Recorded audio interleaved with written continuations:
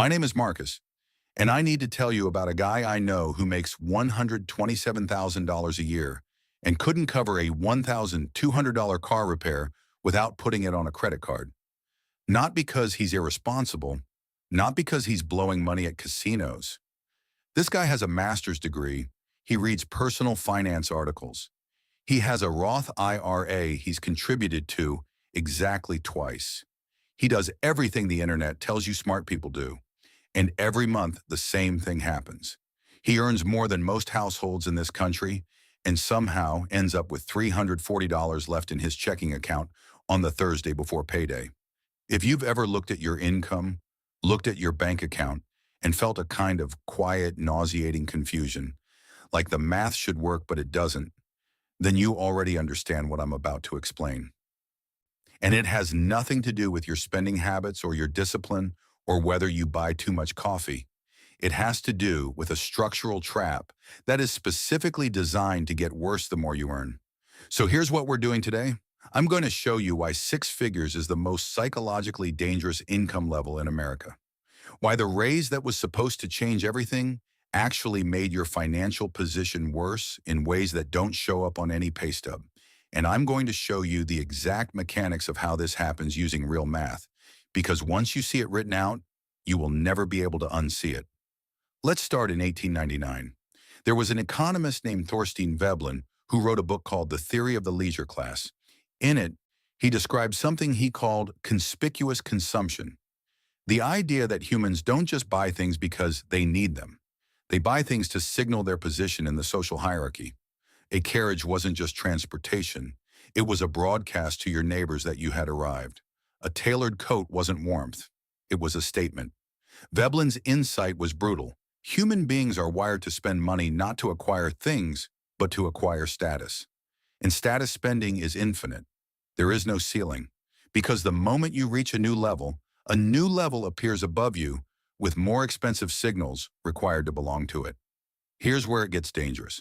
In 1899, only a small percentage of people had enough income to participate in conspicuous consumption at scale. The financial gap between a factory worker and a wealthy merchant was so large that the factory worker wasn't even playing the same game. He couldn't access the same stores, the same neighborhoods, the same products. Fast forward to 2026, that gap has collapsed. A $127,000 income puts you in the top 15% of earners in America. But a $127,000 income also puts you within reach of the same apartments, the same cars, the same restaurants, the same vacations that people earning $300,000 use to signal their status. You can see their life clearly. You can almost afford their life. And that proximity is the trap. Psychologists call it relative deprivation. You don't measure your wealth against the median. You measure it against the people immediately around you. Your college roommate who went into tech. Your coworker who got promoted 6 months before you. Your neighbor who just redid their kitchen. You're not comparing yourself to the bottom. You're comparing yourself to the top of your visible social circle. And that comparison drives spending decisions that are completely invisible to you because they don't feel like decisions. They feel like just keeping up with where you are. Now let me give you the actual math behind why this destroys you specifically at six figures. Let's say you're earning $110,000 a year in a mid to high cost city. After federal income tax, state tax, Social Security, and Medicare, your take-home pay is somewhere around $73,000 to $78,000 depending on your state. Call it $75,000. That's $6,250 a month hitting your bank account. Sounds solid. Here's what happens to it. Rent or mortgage in a city where $110,000 feels like a reasonable salary runs $2,000 to $2,800 a month for a 1 or 2 bedroom apartment that doesn't embarrass you when colleagues visit. Call it $2,400. Car payment on the vehicle that signals you're doing well because you can't show up to a client meeting in a 2009 Corolla and maintain the social credibility your income implies. $550 a month. Insurance, registration, gas, another $400. Student loans, because six-figure jobs often require the degrees that create six-figure debt, $500 to $800 a month. Call it $650. Groceries for someone who has graduated from ramen, $600. Subscriptions you've accumulated like barnacles. Streaming, gym, cloud storage, software, that productivity app you use twice. $280. Utilities, phone, internet. $350. Dining out and drinks, because social capital at your income level is maintained over dinner tables and happy hours, not potlucks. $600. We haven't bought a single piece of clothing. We haven't gone on a single trip. We haven't paid a single unexpected bill. And we're at $6,030 out of $6,250. You have $220 left, not $220 to invest. $220 before the parking ticket, before the birthday gift, before the conference you need to attend, before the dental work insurance barely covers, before the flight home for the holidays that you can't skip without explaining to your entire family why you can't afford it on your salary. This is the six-figure trap. Your income signals that you should be accumulating wealth. Your fixed cost structure, shaped by the social expectations attached to that income, ensures you can't. And here's what makes it structurally different from being broke at $40,000 a year. At $40,000, you know you're in survival mode. You're not confused about why you can't save. You're not making the psychological mistake. At $110,000, you believe you've escaped that. You carry the cognitive identity of someone who has figured it out. And that identity makes the situation 10 times harder to diagnose because you're not supposed to be struggling. So instead of looking at the structure, you blame yourself. You think it's discipline. You think it's one bad month. You think you just need to be more careful. And every month, the same thing happens. Let me tell you about a guy named Devin. Devin is 34. He landed a $118,000 job at a consulting firm at 29. He was the first person in his family to break six figures. He moved from a shared apartment in a marginal neighborhood into a one-bedroom in a building with a doorman. He bought a BMW 3 Series because he was going to client sites twice a week, and it mattered. He started eating at the restaurants his colleagues ate at because that's where deals got done. None of these felt like luxury decisions. They felt like professional ones. By 32, Devin had a $4,200 monthly overhead before food, personal spending, or any discretionary purchases. His take-home was $6,800. He had $2,600 in theoretical breathing room, but professional clothes for quarterly reviews. $150 a month averaged out. Conferences and work events. $100 a month. The chronic low-grade socializing that comes with a white-collar job. $400 a month. At 32, Devin had $1,950 left over, and he was saving $300 of it. His 401k was at the company match minimum. His savings account had $7,000 in it, which he called his emergency fund, which means it was actually his peace of mind fund that made him feel financially stable while doing almost no actual wealth building work. Devin got a $14,000 raise at 33. He felt briefly like the problem was solved. He upgraded his apartment by $400 a month. He paid off his car and got a newer one. Payments, $680 instead of $550. He started saying yes to the weekend trips his colleagues had always been taking that he'd been quietly declining. His savings rate went from $300 a month to $380 a month. He got a $14,000 raise and increased his savings rate by $80 a month. This is what economists call the hedonic treadmill. Your happiness from the raise is real. It lasts approximately 3 to 4 months.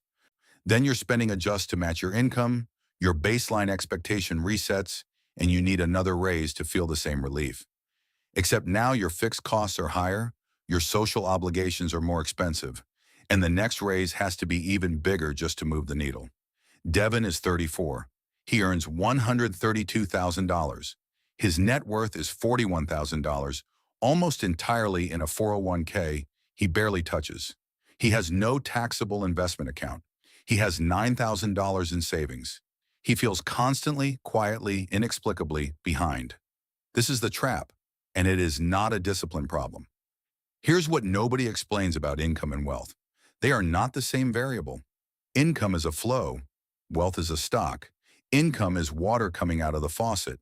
Wealth is what's in the tank. You can have an enormous faucet and an empty tank if everything is draining out the bottom as fast as it comes in. The drain in Devin's situation isn't irresponsibility. It's structural. It's the fixed cost base that assembled itself invisibly around the social expectations of his income level. The data on this is striking. According to research from the Federal Reserve's Survey of Consumer Finances, the median net worth for households earning between $100,000 and $149,000 is around $340,000.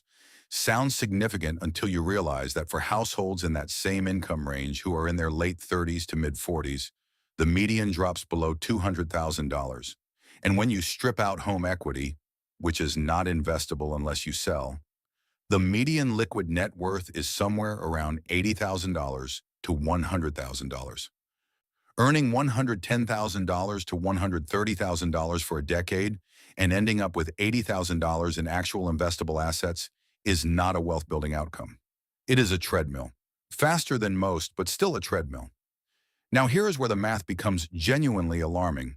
A 28-year-old earning $52,000 who invests $700 a month, which is a significant but not impossible 16% of gross income, will have approximately $2.1 million at 65, assuming 7% annual returns. A 28-year-old earning $115,000 who invests $300 a month, which feels responsible but represents only 3% of their gross income, will have approximately $900,000 at 65. The person earning less than half as much ends up with more than twice the retirement wealth. Not because they're smarter, because the structure of their life didn't consume the margin that should have been building wealth. The six-figure earner didn't save less because they had less. They saved less because every increase in income came with a corresponding and socially enforced increase in baseline spending. And the invisible cost of that pattern compounds over decades just as brutally as money invested compounds in the other direction. There are 5 mechanisms doing this to you right now, and most people can only identify 1 or 2 of them. Mechanism 1, fixed cost creep. Every upgrade you make to your housing, transportation, and lifestyle becomes a new floor, not a ceiling. You don't move backward, and each floor is more expensive than the last. The upgrade feels like a one-time decision. The ongoing cost is permanent. Mechanism 2, social tax. At higher incomes, your social circle's baseline expectations shift. Dinners cost more. Weddings are in more expensive destinations. Gifts have a higher implied floor. Professional networking has a cover charge measured in nice meals and rounds of drinks. None of this appears on a budget spreadsheet because none of it feels optional. Mechanism 3, marginal tax acceleration. The raise from $70,000 to $90,000 sounds like $20,000. After federal and state tax at higher marginal rates, it might be $12,500. The raise from $95,000 to $115,000 might net $11,000 after hitting higher brackets. You earn more gross and keep less net per marginal dollar, while your spending increases based on what the number feels like, not what it actually delivers. Mechanism 4, the identity cost. Once you earn 6 figures, you develop a self-concept around it. You are a 6-figure earner, and 6-figure earners don't live in apartments with coin laundry. They don't drive a car with 140,000 miles on it. They don't pack lunch in a Tupperware container. The gap between what you earn and how you present yourself becomes a psychological emergency, and you spend money to close it. Mechanism 5, the deferred wealth illusion. You tell yourself the real investing starts next year, after the student loans are paid, after you get the next raise, after things settle down, after the move. There is always a reason why right now is not the moment. And every year of deferred investing at your income level is a year where a significant amount of money that could have been compounding is instead financing a lifestyle that feels temporarily necessary. Here's the action framework. 5 steps, in order, non-negotiable. Step 1, calculate your actual savings rate, not what you think it is. Take everything that went into a retirement account, brokerage account, or savings account in the last 12 months. Divide it by your gross income. If that number is below 15%, you are running in place. If it's below 10%, You are losing ground relative to what your income should produce. Most six-figure earners discover their real savings rate is somewhere between 3% and 7%. That is the number that tells you the truth about where you actually are. Step 2. Audit your fixed cost floor. List every monthly obligation that you cannot easily cancel in the next 30 days. Rent, car payment, insurance, subscriptions, loan payments. Add them up. If your fixed costs exceed 55% of your take-home pay, your lifestyle structure is the problem, not your spending discipline. You cannot out-discipline a broken fixed cost base. The math does not work. The only solution is structural, either reducing fixed costs or dramatically increasing income without allowing fixed costs to rise. Step 3. Separate your identity from your overhead. This is the hardest step and the most important one. Write down every expense in your life that exists primarily to maintain a social signal rather than to produce genuine satisfaction. The apartment in the neighborhood where you can have people over without embarrassment. The car that doesn't create awkward moments when clients see it. The wardrobe that performs your income level. These are not inherently wrong choices, but they need to be conscious choices with a known dollar cost, not invisible defaults. Once you can see the identity cost clearly, you can make a real decision about whether what you're buying with it is worth what it costs your future self. Step 4. Automate a wealth transfer before the lifestyle gets the money. Set up an automatic transfer to a brokerage account the day after your paycheck clears. Not after bills, not after spending. The day after the paycheck. Make the amount high enough that it hurts slightly. If it doesn't hurt slightly, it's not high enough.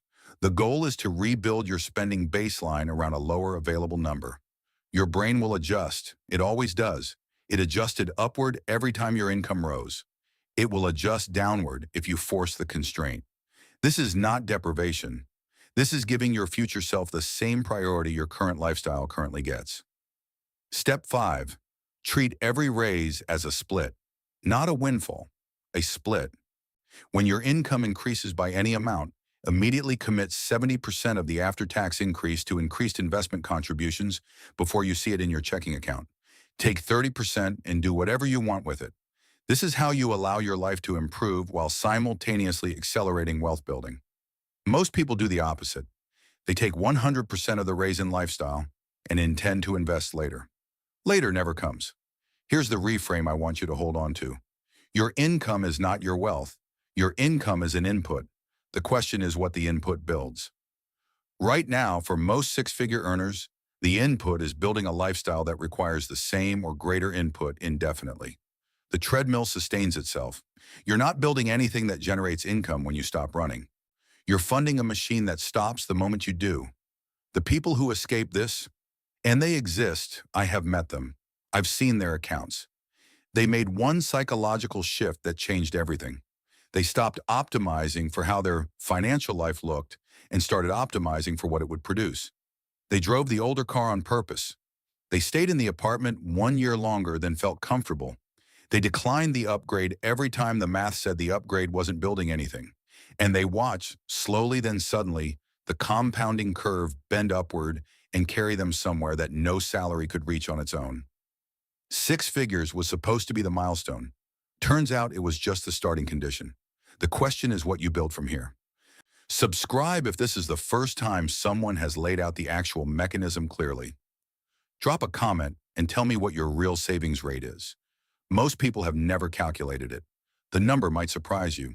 And if you want to see what your actual trajectory looks like given your income, your fixed costs, and your current savings rate, run the math tonight. Not in your head, on paper. Because the gap between what most six-figure earners assume they're on track to have and what the actual numbers project is where the problem lives. And the only way out is to see it first.